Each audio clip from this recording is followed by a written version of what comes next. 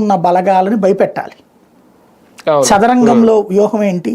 ఎప్పుడైనా సరే రాజు చుట్టూ ఉన్నటువంటి ఏనుగు కావచ్చు, ఏనుగుని కావచ్చు, సైన్యాధికారిని కావచ్చు, మంత్రిని కావచ్చు, గుర్రాన్ని కావచ్చు, వీటికి దెబ్బ కొడతారు చదరంగంలో. ఇప్పుడు అట్లాంటిదే సజ్జల రామకృష్ణారెడ్డి ఇప్పుడు ఈ దెబ్బకి భయపడి ఎంతవరకు అంతవరకు ఉంటున్నాడు. ఆయనకి సభల్లో మాట్లాడటం అంతవరకే ఉంటున్నాడు. ఇదివరకు మళ్ళీ ప్రజానికి స్పందిస్తున్నాడా? కంట్రోల్లో పెట్టారు ఆ కేసులు వాళ్ళ అబ్బాయి మీద, తన మీద. అట్లాగే విజయసాయిరెడ్డి శాంత అస్త్ర సన్యాసం చేసేసాడు, తనని కంట్రోల్లో పెట్టుకొచ్చారు. ఇప్పుడు పెద్దిరెడ్డి, మిథున్ రెడ్డిని కంట్రోల్ చేయాలి. ఇక్కడ కంట్రోల్ చేయాలి అంటే ఏదో ఒక కేసు వ్యవహారం నడవాలి. ఇది ఒక వ్యూహం, రాజకీయ చదరంగంలో పార్ట్గా కనబడుతుంది తప్పించి ఇదేదో బేభత్సం అయిపోతుంది, ఆయన లోపలేసేస్తారు. మొన్న అప్పుడు కూడా అట్లాగే చెప్పారు, అది మదనపల్లి ఫైల్స్ ఇంకే ఉంది, లోపలేసేస్తున్నారు. ఏమైంది?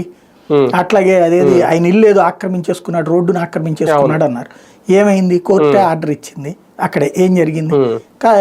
ఆయన ఇల్లు ఆయన నడుస్తున్నటువంటిది. ఇంకోటి అదేంది, ఇంటి దగ్గరికి ప్రభుత్వ సొమ్ములతో వేయించుకున్నారు. రోడ్డు ప్రభుత్వ సొమ్ములతో కాకుండా ప్రైవేట్ వాడు వేయించుకుంటాడు ఎక్కడన్నా? అది మున్సిపాలిటీతో వేయించుకున్నారు, కార్పొరేషన్తో వేయించుకున్నారు, లేకపోతే మండల పరిషత్తో వేయించుకున్నారు. రోడ్లు ఎవడన్నా జేబులో డబ్బులు తెస్తాడా? బుద్ధిపూర్వం ఉన్నాడు. ఇప్పుడు చంద్రబాబు గారు ఇంటి ముందు రోడ్డు వేస్తున్నారు, అది ఎవరిదే? చంద్రబాబు గారు అట్లా రాష్ట్ర ప్రభుత్వం డబ్బులు తెప్పించుకున్నారని చెప్తారా ఆయన రోడ్డుని, ఆయన ఇంటి ముందు రోడ్డుని? లేకపోతే జగన్ ఇంటి ముందు రోడ్డు వేశారు, జగన్ రాష్ట్ర ప్రభుత్వం డబ్బులు తెప్పించుకున్నారని చెప్తారా? రోడ్డు అనేది ఎప్పుడు కూడా ప్రభుత్వ డబ్బులతోనే వేస్తారు.